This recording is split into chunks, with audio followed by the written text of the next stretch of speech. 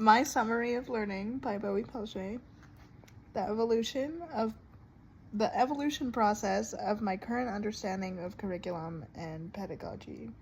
My understanding of curriculum and pedagogy was very biased and limited at the beginning of this course.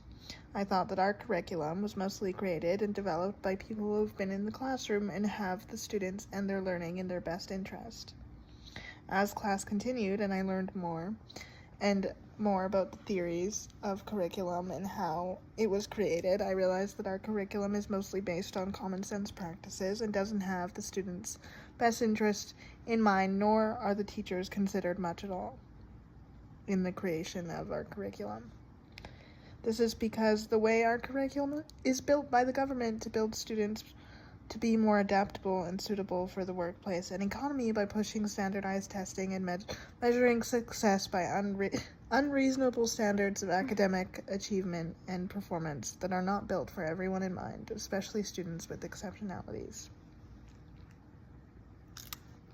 My approach to curriculum and pedagogy.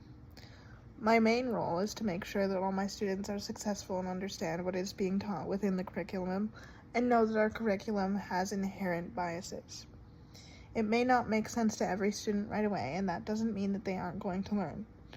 What I mean by this is that I will adapt where it is needed and to make sure that all the needs of my students are met, exceptionalities and all.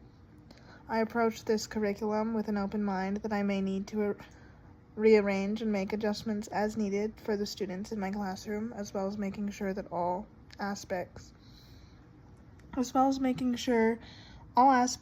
of what I am teaching is being learned properly. We will not just stick to curriculum and to what is put into the curriculum. And I will make sure that my students have a broad understanding of what they are being taught, because I know that a lot of the curriculum likes to skip over important details that may be helpful for getting my students engaged and understanding what they are learning. And finally, uncomfortable learnings and future growth. This class has taught me a lot, and unfortunately I did have a lot of cognitive dissonance with what I was learning, just because I was frustrated with how we had to learn to unlearn the bias and common sense created by white old cis men. I thought that it was unfathomable to continue to uphold these inherent biases as future educators, and I guess I just thought we were further along with how progressive and inclusive we can be in the classroom. By that I mean, I don't understand how we've gotten to this point. I wonder if I will be able to teach in Saskatchewan for a long period of time.